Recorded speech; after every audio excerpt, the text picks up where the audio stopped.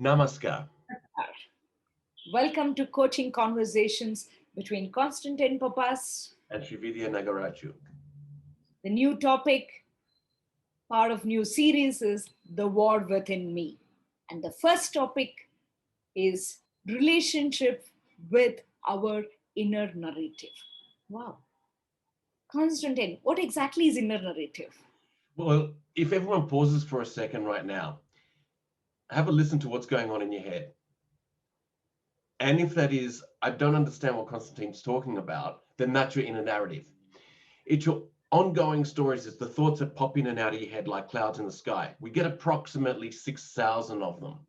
So some can be good and they're there to protect us, right? Stops us doing stupid things.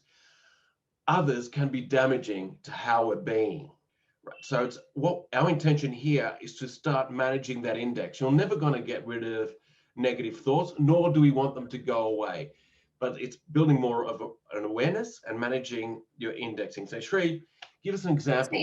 if I understand, there are so many pausing narratives. We don't have to worry about it, but there are some which stay with us for a long time. It keeps repeating, Correct. Yes. right? Very good. For example, so many or among 6,000, I'm sure there will be that six thoughts which keeps on repeating. I think we need to pay attention to that. For me, if you ask, while I've been doing this video series, but every time I go through this thought, am I really good at these video making? All right. So that's one thought that you have. And good point. There might be a thread there that could go back to childhood and so forth, that you need to just be more aware of it. So the first underscoring piece is how kind and compassionate are you being to yourself and others? What I mean is how you're being, not what you're doing. So are you self-judging yourself, coming in with a closed mind? Or are you being curious about your negative thoughts and who you are being? And therefore that you transpose that onto others. If you're being negative about yourself, chances are you'll have negative perceptions about others and it'll go like a loop.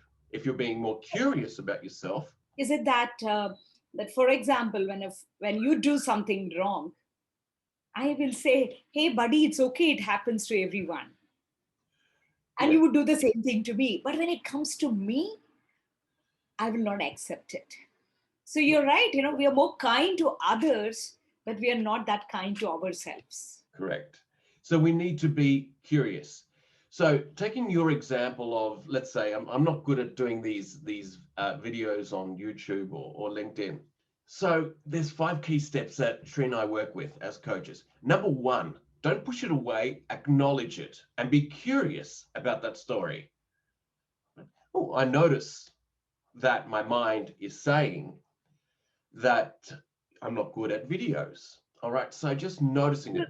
Curiosity means I'm pausing and asking myself, am I really not good at it? Yes. Or can I check it out? How good am I?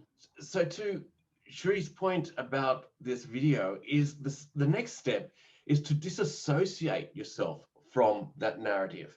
I notice that my mind is telling me this right now, or that I can't do videos. Okay. So when instead of me saying I am not good at it or am I really good at it, my mind is saying, are you good at it?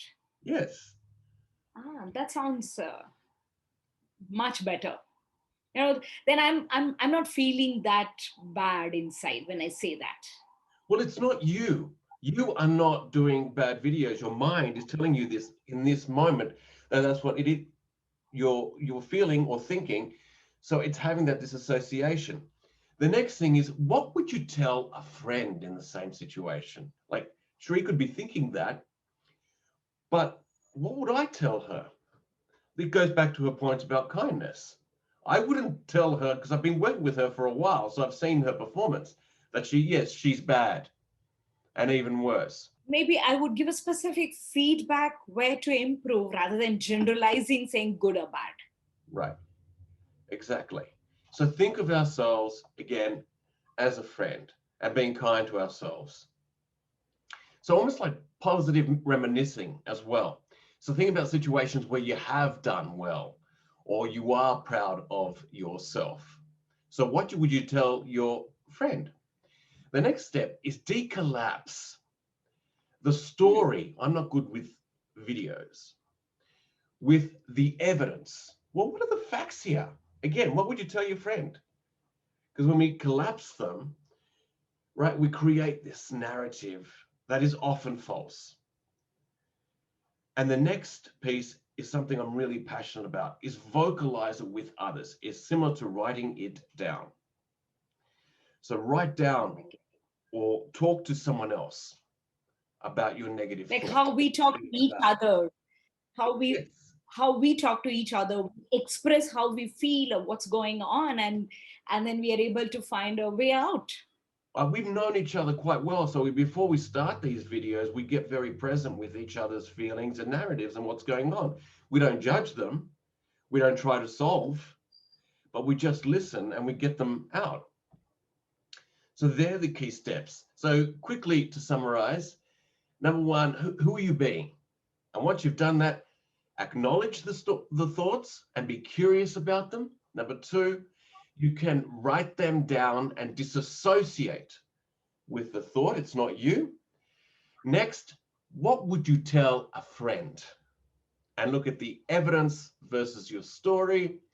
And finally, vocalize it with someone else. So that's it for today. Thank you so much for these steps. And what's in for the next series? So the next series is Destination Happiness Syndrome, or The Grass is Green. Oh, I like it. Yes. I like it. Yeah, lots of fun. So till then, thank you all and namaskar. Namaskar. Thank you.